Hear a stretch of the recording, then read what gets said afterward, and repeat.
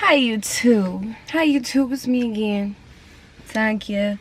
You know the motherfucking vibes. Hey, I hope you guys are good. I hope you guys are great. Today's subject is not much of a good subject. I'm kind of hot, so you guys are gonna be hearing the outside. I hope you don't mind. Oh my god, I should have an intro because I feel like I'm getting into this video or to videos in general like very fast, and then you guys don't even have time to digest that I'm making a video.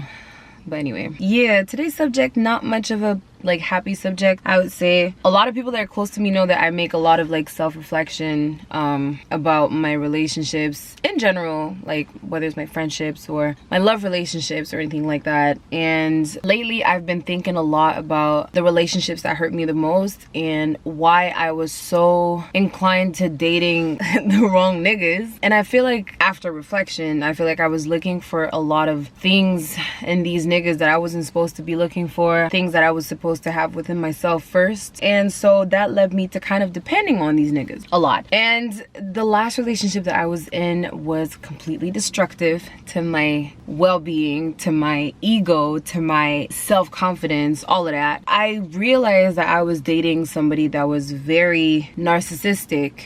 And these sorts of people have plenty of manipulative techniques to make sure that they get what they want in their relationships. It doesn't have to be love. It could be with their families. It could be with their friends. And I was kind of stuck into that unhealthy cycle, unhealthy pattern. Kind of emotional, but I'll be fine. Yeah, so I kind of wanted to share my experience with dating a narcissist basically, and kind of tell you guys the signs, what I saw, what kind of like just a discussion, what I would have done different, how to spot these things and how destructive they could be to you. Sometimes you're in a relationship with a narcissist and it's like you're a victim of all these things, of all their techniques, and you're not even aware of it. That's what's kind of dangerous, because if you get really attached to that person and the relationship lasts like a long time, it becomes harder and harder to let go of that person. Thank God that relationship ended for me, and that kind of forced me to be alone and have these reflections, but I don't know where I would be if I had decided to stay with him. So I'll give you kind of like little pointers on my experience dating that kind of man. Here we go. So first pointer, most obvious one, in my opinion, that person is very condescending to their partner. They make her or him feel very small in the relationship. They kind of want to keep the control on the relationship, and in order to do that, you really have to make the other person feel like they have no right having an opinion. They have no right mentioning what bothers them. They have no right stepping up for themselves. And it's not as simple as I'm making it sound, honestly, because it's like, girl, just stand up, right? But it's a process. Little things that you let slide and let slide and let slide, and then eventually it just becomes normal routine for the person that is a victim of a narcissist to just let the narcissist do all these things to them. And it happens to the best of us. I'm telling you, I'm proof of it, because I'm typically somebody who literally speaks up about anything that bothers me. Ask my friends, ask my peers. Everybody knows if something bothers me, you're gonna hear about it, and I'm gonna make everybody feel it. But in my relationship, I wasn't that person. I was really silent, and I felt really small. I was just like, you know, he's older than me and he knows what he's doing, so I'm just gonna let him do what he has to do. And that was like my biggest mistake, honestly. He also made me feel very, I don't think that's the right word to use, but kind of crazy. Like my feelings weren't valid. Anything that I was expressing was senseless and was like, oh my god, you have it so good that you're complaining about every single thing there is. This kind of goes along with my next point, because it's a process dating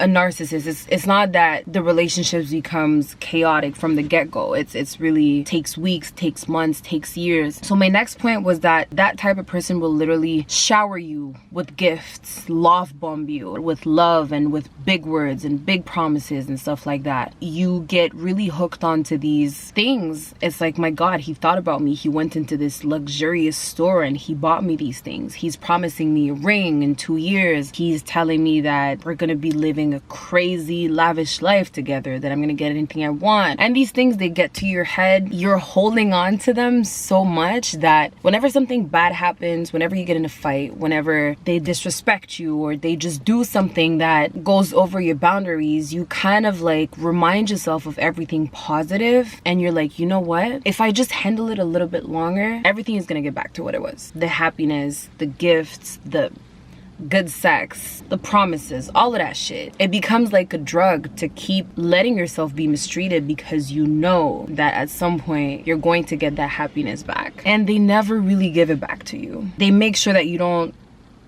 have much to say in the relationship. They make sure that you're not your own person, basically. Getting emotional, I don't want to cry on YouTube. It's almost like they're gonna make you beg for the happy moments, because they become so rare that once you get just one, you're so impressed by what should be the norm in your relationship. You're gonna be impressed by the bare minimum, basically. They will literally do everything for shit to go their way in the relationship. They're gonna take all the decisions.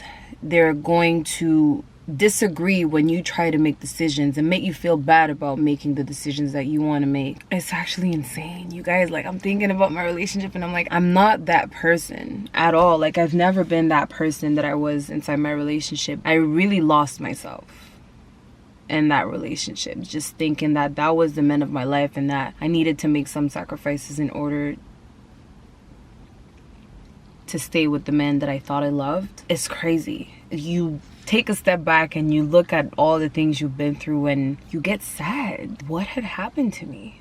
You know? They will also make you feel like, no, they'll make you fear that you're never gonna find somebody like them. Take away the fact that they have so many internalized issues. You're not realizing that that person is actually not the person you want to be with because they're not at a good space mentally. But them putting that fear on top of your head that you're never going to be able to find somebody that showers you with love the way they do. You're never going to be able to find somebody that can make all these big promises and can make you feel love the way they do. Looking back, it low-key, high-key shows insecurity in that person, because you don't need to be constantly reminding a person that they're never going to be able to find anything out there. It's really like you're trying to convince yourself. You won't see that when you're in the relationship. Obviously, you live in fear. It's like, I don't want to go out there and go back to the streets with all these crazy niggas that don't know me and that I would have to start this process with all over again, getting to know each other, telling them my favorite color, how many siblings I got, you know? You're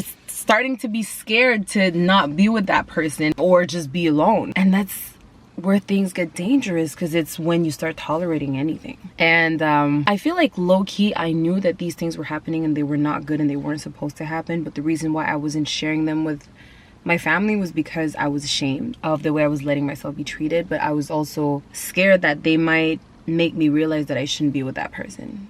And I wanted to be with that person at that time. That's what I mean when I say things get dangerous. You keep everything to yourself and you're going through these things alone, and you can't share them with literally anyone. You can't share them with the person that's abusing you. You can't share it with your family or your friends because they would disagree with your relationship and it would just create more problems. So things become pretty chaotic. That's subtle as well, but another thing is they will make you feel like you have more to gain being with them that they have being with you. They kind of make you believe that you're the luckiest person in the world to be with them, while they literally have nothing to offer more than problems. Not nothing, but you know what I mean. Like they bring you more shit than they make you happy. But manipulation is such a crazy thing that you really do not realize what the hell is happening to you until you do, and you actually start believing them. It's like, my God, how did I land on this such amazing person being the person that I am? I'm not like this, I'm not like that, but I got a nigga that's all this and all that, and that gives me these gifts, and that has a big dick, and that gives me everything I want. Like, what? And then you really hold on to that relationship, even if the downsides are way more often happening than the good sides. That's when that person really has you under their wing and they can do whatever they want with you, because you're not even your own person anymore, and you're not even believing in the things that you used to believe in before you got into that relationship. You're now believing everything that that person says like it's the Bible. It's crazy, guys. It's such a psychological process, such a dangerous thing. That's why I encourage people to be alone for a long time and get to know the person that they are, so that when they start dating somebody, they know that they don't need that person, and they know that they are their own person before they are anyone else's, and that know their boundaries, know what to tolerate, what not to tolerate. Because as soon as you put a stop to something because it doesn't respect your values, it doesn't respect what you believe in, there's no opportunity for other people to come in your life and tell you what you are and what you're not. I think really the most dangerous thing, they're all dangerous, but one of the most dangerous things in the relationship that I was in was that my ex was making all these crazy promises that made me see the potential of our relationship, and I was really just blinded by that potential, not seeing what was actually happening right in front of me and what he was making me go through. I was just really like, oh my god, I can't wait. Once we get our crib together, once we get our babies together, we're gonna be this, we're gonna be that. Oh my god, our babies are gonna be so pretty. Oh my god, the ring he's gonna buy me is gonna be so pretty. When he's gonna ask me to be his wife, it's gonna be something so amazing and big, and you know, like, I'm finally gonna be able to prove to everybody that my relationship is perfect. He basically made big promises that he knew were very important for me and that I would hold on to, because they're very good at studying behavior as well. He basically made me die to see him live up to these big promises, which never saw the light of day. Last take that I got of dating a narcissist is that if he's really good at what he does, which my ex absolutely was, you will notice the narcissistic tendencies when it's too late. And by too late, I don't mean that the relationship is necessarily over. That's one option, but the other option is that you're still with that person, but you've gone through so much, too much, that even if you know what the hell is going on, you're not willing to let go of the relationship. Because you mean to tell me that I went through all this shit, all of it, and now I have to be single again?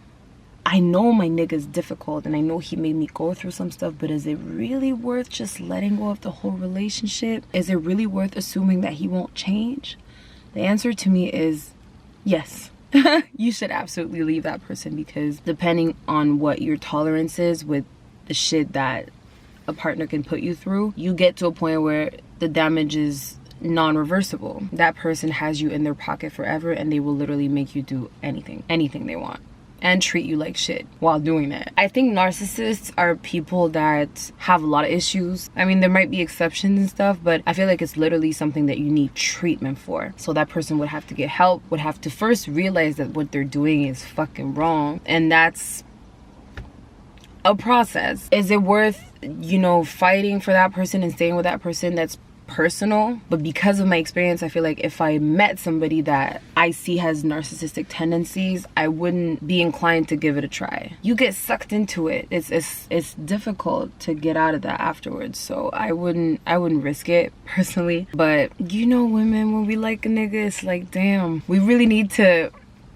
go through the misery ourselves to realize that, okay, this shit is not what I want. We don't really go with logic, we go with feelings and tingly shit in our stomach. So yeah, that was my personal experience. You guys, I almost cried because that relationship's not recent, but it took me a lot of time and a lot of courage to heal by myself, because I never got the closure that I needed, or the closure that one needs to just flip the page, you know? So I had to do that myself. I had to pick myself up. Thank God I have my friends that were by my side as well to help me go through it, but it's a lot of solo inner work, a lot of it. So that's how I'm saying, like, I don't feel like the risk is worth it, but that's personal to anyone. So yeah, that was today's video. I'm so sorry, I'm dressed in black, it's not sunny out, like, it's just such a depressive video. I'm so sorry, but we talk about the real things on this channel, you know. I don't want to not be myself, and this is a part of my journey. This is a part of me, and it's something more common than we would think. So I feel like it was important to talk about it. Hope you guys enjoyed this video. I hope it's not too long. We're at 22 minutes currently. I'll probably make it shorter for YouTube because I don't want to bore you guys, but I hope you guys enjoyed it. I hope you guys learned something. Any questions, you know what to do. Put them in the comment section. I'm always there to answer. I'm always there to give you my opinion on shit. And yeah, thank you for watching. I love y'all. We'll see you guys in my next video next week. Love you guys. See you soon. Mwah.